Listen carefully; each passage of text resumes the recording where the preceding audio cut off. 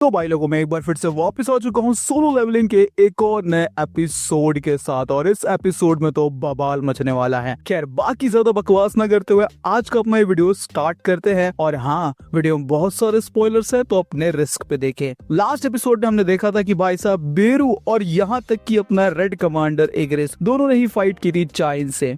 चाइन ने अपनी जो दिल की फीलिंग्स है वो भी यहाँ पे जिन्वू को बता दी थी कि वो उसे पसंद करती है। अब हम देख पाते हैं कि चाइन अपने घर पे थी और वो सभी चीजें सोच रही थी कि उसने डायरेक्टली जिन्वू को कन्फेस कर दिया कि वो उसे पसंद करती है। वो तो भाई ब्लश कर करके ही बहुत ज्यादा शर्मा रही थी और वो समझ नहीं पाती कि आखिर उसने ऐसा क्यों डायरेक्टली बोल दिया। चाइन को एक बात याद आती है मिनब्योंग की। जब उसकी शैडो एक्सट्रैक्ट की गई थी तब उसने एक बात कही थी चाइन से कि जिन्वू को इन्फॉर्म कर देना कि उसकी जो पावर है वो उसके लिए खतरनाक है, तो अपनी पावर से थोड़ा संभल के रहे। चाइन यही सोच रही थी कि मैं इन सब बातों में तो जिन्वू को ये चीज इन्फॉर्म करना भूल ही गई। तभी हम जिन्वू को देख पाते हैं जो कि अपने घर पे था और अपनी सिस्टर के साथ बात कर रहा था। तो जिन्वू यहाँ पे अपनी सिस्टर को बताता है कि उसने एक गिल्ड खोला और अपने गिल्ड का नाम रखा है सोलो प्लेयर, जिसको सुन के भाई वो भी सोचती कि ये क्या ही नाम रखा है जिन्वू ने। जिन्वू की बहन जिन्वू को एक नाम सजेस्ट करती है गिल्ड के लिए जो कि उसके नाम से और जिन्वू के नाम से मिलकर बनाता है, यानी कि आजिन। और जिन्वू को भी ये नाम काफी ज्यादा पसंद आता है और वो फाइनली डिसाइड करता है कि वो भी यही नाम रखेगा अपने गिल्ड का। यहाँ से बैनर हमें दिखाया जाता है जिसे हमने फर्स्ट एपिसोड में देखा था, जो कि जिन्वू को अपने गिल्ड में ज्वाइन कराना चाहता था। तभी यहाँ पे उसके सामने सिल्लर भी आ जाती है और माइकल भी हमें वही देखने को मिलता है।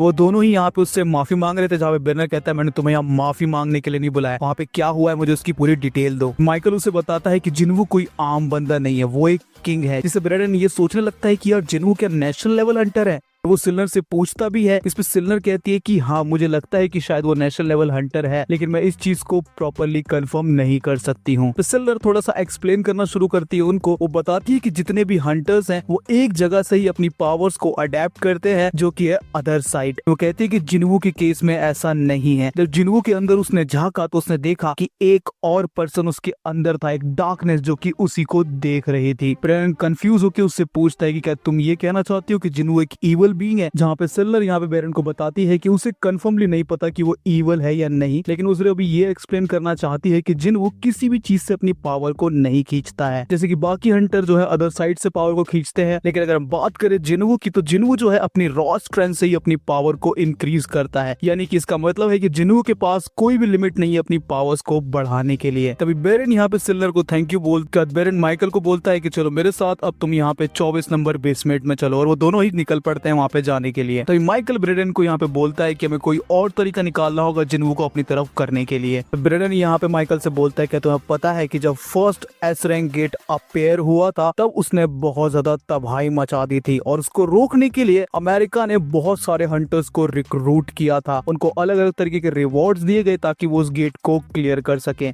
लेकिन वहाँ जितने भी हंटर गए थे वो सभी मारे गए थे। वहाँ से सिर्फ 5 हंटर ही वापस आ पाए थे, जिसके बाद ही उनको नेशनल हंटर का दर्जा दिया गया था। तभी हमें उस एस रैंक गेट का बॉस भी दिखाया जाता है जो कि था कमिश, जो कि एक ड्रैगन था। और इसी मॉन्स्टर ने भाई अकेले उस एस रैंक गेट में लगभग सभी हंटर्स को मार दिया था जो कि एस रैंक के बराबर थे। यहाँ पे ब्रेडन और माइकल दोनों ही पहुंच जाते हैं बेसमेंट 24 में, जहाँ पे हमें एक स्टोन देखने को मिलता है जो कि जब फर्स्ट टाइम किमिश अपेयर हुआ था तो उसी की बॉडी से वो गिरा था। और हमें यहाँ पे ब्रेडन यही बताता है कि इस इंसिडेंट को 8 साल हो चुके हैं, यानी कि 8 साल पहले वो डोर ओपन हुआ था।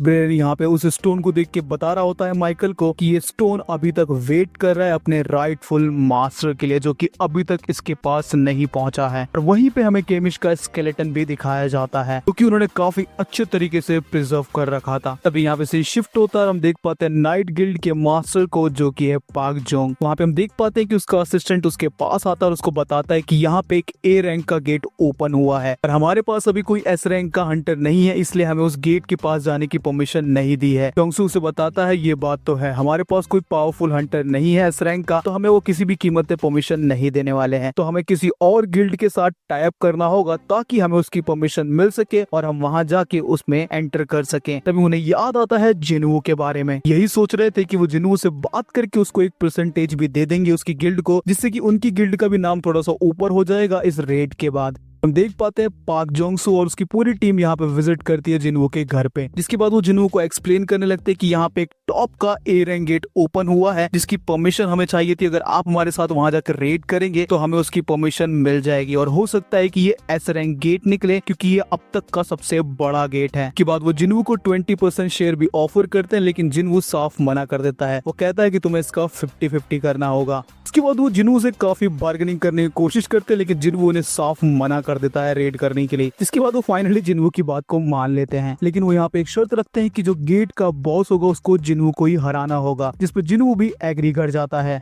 बाद वो सभी लोग उस गेट पर चले जाते हैं और वहाँ पे रेड करना शुरू कर देते हैं, लेकिन जिनवो का वहाँ पे कोई अता पता नहीं था। जिनवो हमें यहाँ पे बाहर दिखाया जाता है जो कि यही सोच रहा था कि यार बारिश वाला मौसम हो रखा है, बारिश होने वाली है, जिन्ना अपना छाता तो लेके गई है ना। जिसके बाद जिनवो फाइनली उस रेड में चला जाता है उन सबकी हेल्प करने के लिए। तभी हमें यहाँ पे स्कूल दिखाया जाता है जिन्ना का। हमें 3 स्टूडेंट दिखाए जाते हैं जो कि भाई साहब अपनी क्लासरूम को साफ करने के लिए जा रहे थे, लेकिन तभी वहां पे भाई साहब एक गेट अपेयर हुआ पड़ा था और वो भी उस गेट को देख लेते हैं। गेट को देख के काफी शॉक्ड और वो लोग यही सोच रहे थे कि वैसे तो इसमें हंटर ही जाते हैं तो हमारा तो कोई काम बनता नहीं है, लेकिन वैसे भी ये गेट क्लोज है तो ना कोई अंदर जा सकता है ना कोई बाहर जा सकता है। लेकिन भाई उनकी कहने की ही देर थी और गेट क्रैक होने लगता है। गेट में से एक हाथ निकलता है जो सीधा उस बंदे के सर को पकड़ लेता है और उसको खत्म कर देता है। इससे पहले कि बाकी लोग भाग पाते भाई साहब वो मॉन्स्टर उन सबको वहीं चित कर देता है। तभी हमें वो मॉन्स्टर दिखाए जाते हैं जो कि रॉक्टर नाम के क्रिएचर्स थे, यानी कि मॉन्स्टर्स थे। ये लोग भाई आपस में बात भी कर रहे थे और ये काफी टाइम से यहाँ पे छुप के बैठे हुए थे, लेकिन अब फाइनली उनका सिक्स सेंस जाग चुका है और अब उनको कोई फर्क नहीं पड़ता, वो सिर्फ यहाँ पे मौत का तांडव मचाने वाले हैं। तभी ग्रॉक्टॉक्स आपस में बात कर रहे थे और एक बंदे से बोलता है कि तुम जाके सभी लोगों को लेके आओ, मैं बाकी यहाँ पे देखता हूँ और कहाँ पे और लोग छुपे हुए हैं। जिनको हमें दिखाया जाता है उस रेड में, जहाँ पे उस रेड में उनकी हेल्प कर रहा था, लेकिन भाई स्कूल में तो मैसेकर मचा हुआ था कि डॉक्टर एक एक स्टूडेंट को ढूंढ ढूंढ के बुरी तरीके से मार रहे थे। वहाँ पे भाई साहब भगदड़ मच जाती है, लेकिन वो एक एक को ढूंढ ढूंढ के मार रहे थे। काफी सारे स्टूडेंट्स दिखाए जाते हैं जो कि अलग अलग जगह छुपे हुए थे, लेकिन भाई साहब कोई भी बचने की जगह नहीं थी क्योंकि वो ढूंढ ढूंढ के सबको मार रहे थे।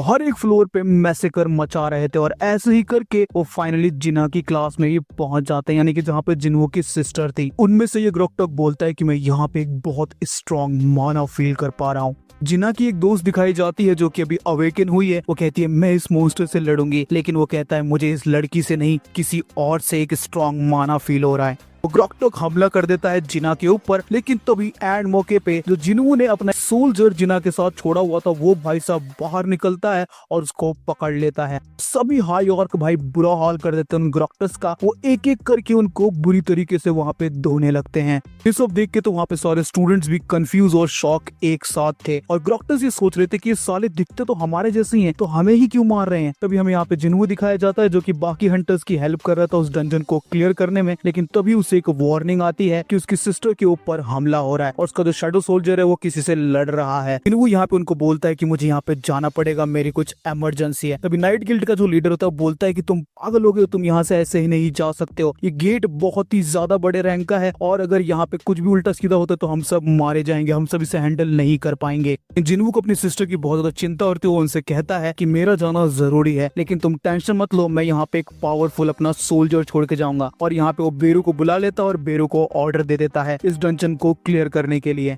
भी यहाँ पे जिन्हो एक्सचेंज करने की कोशिश करता है, लेकिन उसके पास अभी भी 1 घंटे का टाइमर शो कर रहा था अपनी उस पावर को रीयूज करने के लिए। तो यहाँ पे केमिस्ट को बुलाता है और उसके ऊपर बैठ के स्कूल की तरफ निकल पड़ता है। वो काफी ज्यादा टेंशन में था अपने सिस्टर को लेके। तभी ग्रॉक्टॉक का चीफ भी हमें यहाँ पे दिखाया जाता है। तभी वहाँ पे ग्रॉक्टॉक आता है और बोलता है कि यहाँ पे हाई ओक्स हमसे ही लड़ रहे हैं और हमारे काफी सारे साथियों को मार भी चुके हैं। ये सुन के उनका चीफ काफी ज्यादा गुस्सा होता है और कहता है तुम सब मिलके उनको एक साथ हमला करो उनके ऊपर और उनको खत्म कर दो। और वो बिल्कुल ऐसा ही करते हैं। उनके बहुत सारे स्लैशेस करने के बाद भी जिन्हो के जो सोल्जर है वो टिके रहते हैं, क्योंकि भाई तुम्हें पता ही है इन स्लैशेस से उनके ऊपर कोई हमला नहीं था कि तुरंत ही वो रीजनरेट हो जाते हैं। और ये देख के तो भाई ग्रॉक्टॉक भी हैरान हो चुके थे कि साले किस मिट्टी के बने हैं। अभी हमें दिखाया जाता है कि ग्रोक्टक अपने सर पे हाथ रख लेता है क्योंकि बार बार उसको सिस्टम बोल रहा था किल ह्यूमन। ग्रोक्टक का चीफ बोलता है कि मुझे लगता है ये जो हाई ओक्स हैं ये किसी स्पेल की वजह से यहाँ पे आए हुए हैं, तो हमें पहले इनके जो स्पेल जिसने ये कास्ट किया हमें उसे खत्म करना होगा।